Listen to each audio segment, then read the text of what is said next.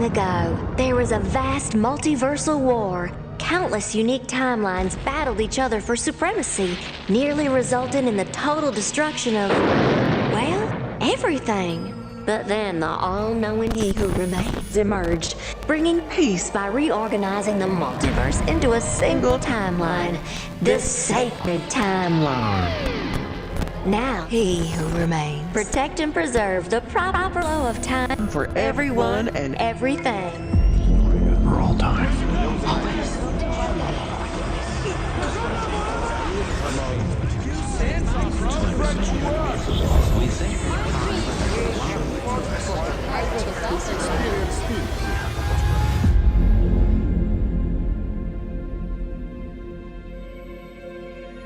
We write our own destiny now.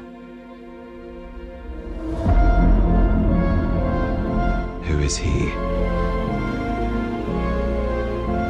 I was told that everyone who works at the TVA was created by the Timekeepers. They're all variants.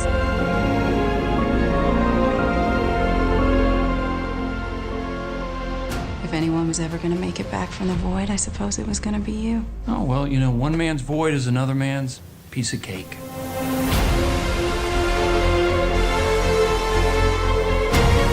Your reality.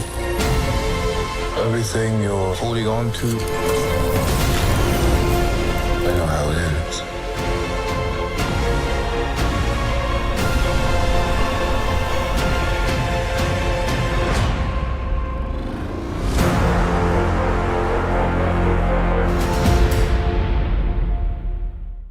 Welcome back, everyone. It's Charlie. Marvel and Kevin Feige just held a huge presentation for Loki Season 2, as well as a bunch of other upcoming Marvel series, so we'll break it all down. One of the biggest surprises was how much stuff they're going to release later this year and how it all fits together.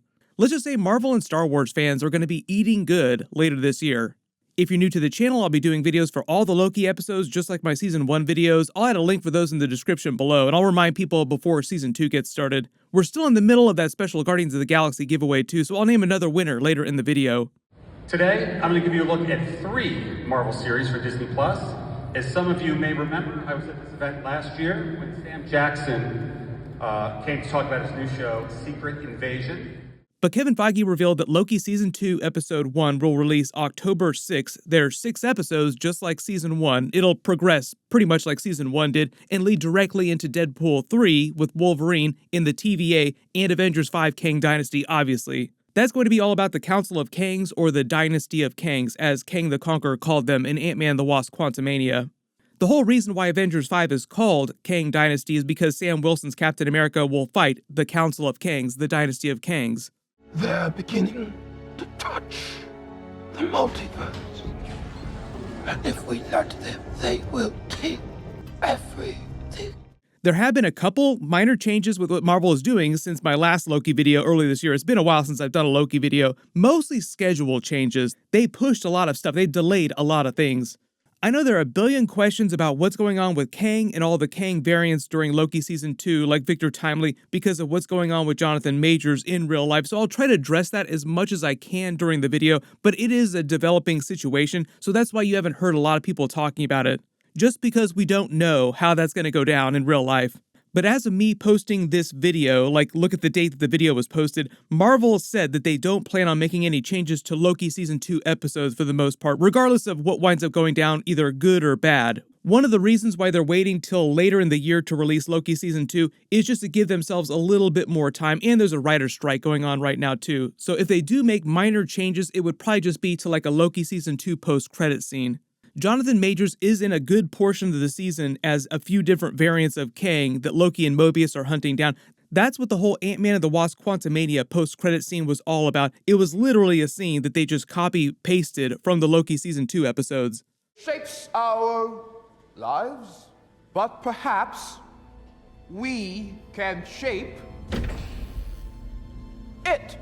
During that, you can see that Loki has taken Mobius into the 1800s, chasing after the Victor Timely variant of Kang from the comics, who was trying to alter Earth's history by introducing the concept of time travel around the same time to make more time travel jokes. Thomas Edison, Nikola Tesla were introducing the concepts of using electricity to power things. And you can tell based on Loki and Mobius' conversation that this is happening very early in the season, because at this point, Mobius still doesn't recognize Kang just looking at him. Because normally, if you knew who Kang was, you'd be like, oh man, it's a variant of Kang, we need to stop him. It's him. What? You made him sound like this terrifying figure. He is. And the whole idea at the beginning of Season 2 is that Loki has come back into this rebooted version of the timeline where a different variant of Kang rose up, created the TVA, and everybody is a new version of the character basically because they're from a new timeline. So only Loki and Sylvie remember the events of Season 1, so at the beginning of the season, Loki has to do a speedrun explainer for everything that happened with Kang and the Kang variants. That's why Mobius doesn't recognize Kang isn't afraid of him the way that Loki is, and Loki's trying to tell him this is just another variant who's very dangerous and just pretending to be from the 1800s. His banner reads, Victor Timely and his astounding temporal Marvel, as in Marvel Comics. The name Victor Timely is also a reference to the real-world origin of Marvel Comics. A long time ago, a young Stan Lee was hired by Martin Goodman, who owned Timely Comics, which then became Atlas Comics and then became Marvel Comics. There's been a lot of references to the real-world origin of Marvel Comics in a lot of the other Loki Season 2 scenes in different episodes as well, too. But Victor Timely was a version of Kang that decided the smartest way to get rid of the Avengers was to start in the past, and he traveled back to 1901 in Wisconsin and set up this business that he wanted to use to take over the planet. What they're doing with the character during Loki Season 2 is a bit divergent from what they did in the comics. They changed a bunch of stuff because in the comics, eventually it was his son, Victor Timely Jr., then Victor Timely III in present day that wound up fighting the Avengers. During the post-credit scene in Loki Season 2, this is just meant to be a variant of Kang from a different universe, and it's just this Victor Timely version that they're going up against. They're not going to be facing like the next 10 generations of this variant of Kang. All the other different Kangs that they face during the season, and Kang will be in many different episodes as many different variants will all be from different universes. And it seems like he's showing off a primitive time travel device using old-timey technology, and he's basically pitching the audience about controlling time, which is what all the Kang variants are doing or trying to do. He says time is everything, it shapes our lives, but perhaps we can shape it. Then they reveal in the crowd Loki and Mobius are there on a TVA assignment with Loki just deadly afraid of him and trying to convince Mobius what a threat Kang variants are. Like, that's him, that's the guy I've been telling you about. And Mobius not really understanding why he's so dangerous because he's from the rebooted timeline and has no memories from the events of Loki Season 1. And I think the idea here is that a version of Kang just went back into the past in the late 1800s and is trying to change history from this point in the past. In part of Loki Season 2 will be them trying to stop Kang variants and him trying to convince them about the dangers of the Kang Multiverse War and what's really going on with the Council of Kangs. Fun fact too, Miss Minutes in this trailer, Miss Minutes is played by Tara Strong in the Loki series, but also Tara Strong guest starred as a version of Mainframe during Guardians of the Galaxy 3. She's using a completely different voice, so it sounds a little bit different, but you can kind of tell that it is Tara Strong. Because if you're asking about the truth of it, well, I can't tell you. Don't hesitate to let us know how we're doing. That's gonna remain top secret. Kate actually tweeted last week that she wanted to do like a feature-length horror movie with Miss Minutes, and I'm like, oh, I am in. That would be so much fun. Because everyone's saying that last scene is giving them nightmares. They're like, thanks, Tara Strong. Thanks for the nightmares. I'm like, oh, I guess I've done my job well then. I've already done a couple other Loki Season 2 trailer videos from earlier this year with a bunch of different footage, so I'll link those in the description below. During the big Marvel presentation, Kevin Feige also dropped a new Echo trailer. They didn't post it online, so if they do wind up doing it, I'll do a full breakdown of it. But he also revealed that during November, right after Loki finishes, they're releasing all the Echo episodes, all 6 of them, at the same time, binge style, at the end of the month. Daredevil and Kingpin are both big characters during the episodes. They're in a lot of the season, way more than you saw of them during the Hawkeye series and during Spider-Man No Way Home. The episodes are meant to directly set up the events of Daredevil Born Again. Those episodes will drop in 2024.